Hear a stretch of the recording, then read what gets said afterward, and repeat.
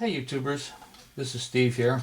I'm going to show you today. I'm going to show you how to disassemble the Ruger LCR. I looked on the internet and I couldn't find anything on YouTube about it, and I found a website where they explain how to do it. But I'm going to go ahead and do a video on it to show you how to do it. The two things you'll need to do it is a Torx screwdriver, like this one right here, and it's a tiny Torx. It's not a real big one. And of course a paper clip, and I'll explain where we use these. Alright, the first thing we're going to do is a safety check to show you that the revolver is empty. There's nothing in it. Alright, there's two screws that hold the assembly together. You've got a screw up in this end right here at the top, and then you've got another screw on the front end of the revolver. Alright, the first thing to do is take the screw off the top end, take that out. Now when you disassemble it, there's a tiny nut, it just fell down, on the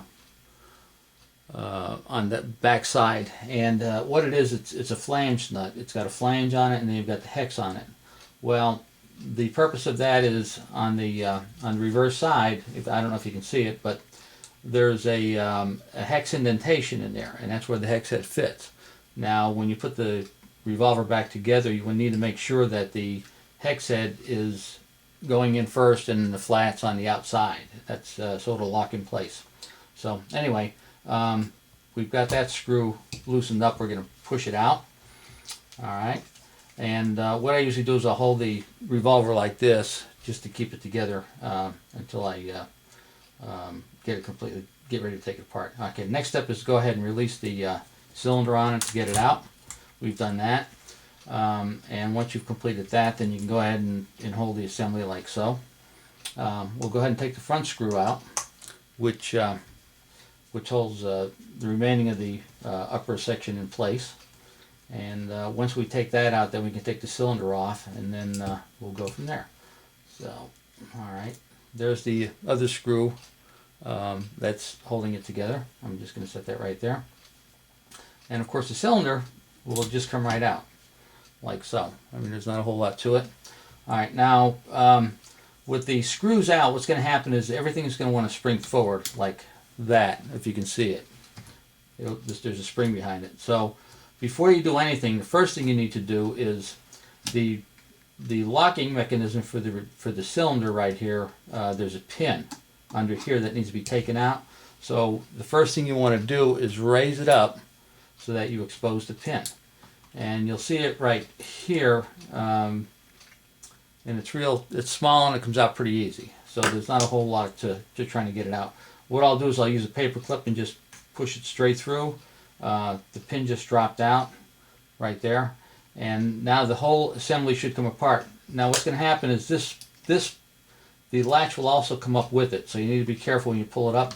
Let it come forward and then just lift it, and it should come straight up and come out. Now it's latched in place there, but there it is.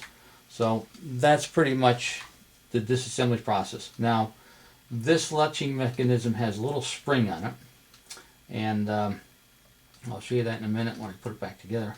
You've got to be careful so you don't lose that spring. If you can see it, it's on the end of it, and the spring is right there, and that's what keeps the tension on that when it's back together.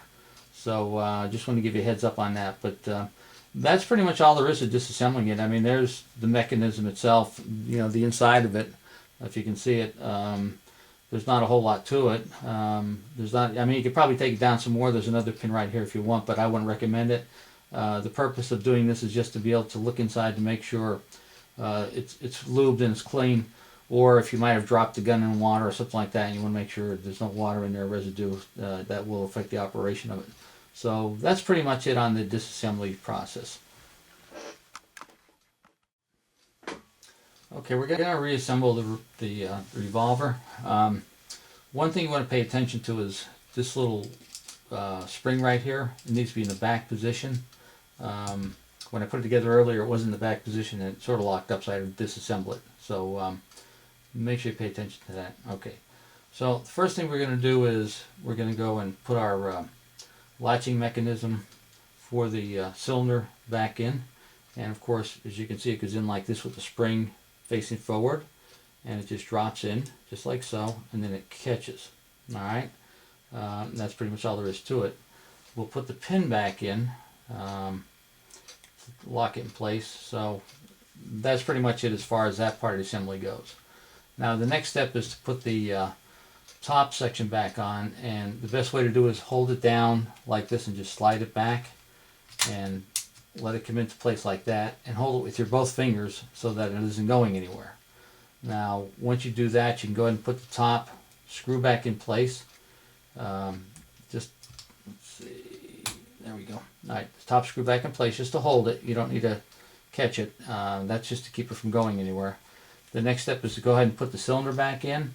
Again, it's real straightforward. You just go ahead and put it in place. Put it up in the up position so that when you put the screw in, the hole will line up with it, which is like that. It's pretty straightforward and easy to do. Not that hard. And then you just turn the screw back in. Now these screws have Loctite on them, so what you probably need to do is get some Loctite and put it back on there to keep it in place when you're firing. I haven't got any with it, but I'm going to do that. I'll pick some up to do it. All right, that's complete. As you can see, the screw is sticking out right here a little bit, and the reason for that is the nut that goes on the back side has to go in to a recess in there, and you put the nut end down and you got the flange flush end. So when you do that, it locks it in place so that when you tighten the screw up, it doesn't turn. So it's a little aggravating to get it in place sometimes, but it just takes a little persistence to do it. And once you get it right, it'll go in place without any problem. And I'm gonna go ahead and start the screw a little bit just to catch it, and that way there, I still didn't catch it. It'll go in place a lot easier. But the flange part needs to be on top, and the hex head needs to be on the inside. So it should be screwing in right. Yeah, it's screwing in right now. So that's probably the easiest way to do it. Just start it and then screw it down real slow to make sure it catches. So as you can see, right there, the screw is flush, and that's the way it is. And that's pretty much all there is to it. We'll go ahead and put it back together, pull the trigger, and you're good to go. Real easy. Like I said, it's it's good to know this so that if you have to take it apart for any reason, if you get water down there, if you drop it in a creek or something like that, or it got rained on or something like that, you want to make sure all the components in here are oiled well, or just to make sure there's no trash in there. That's pretty much it. Have a good day.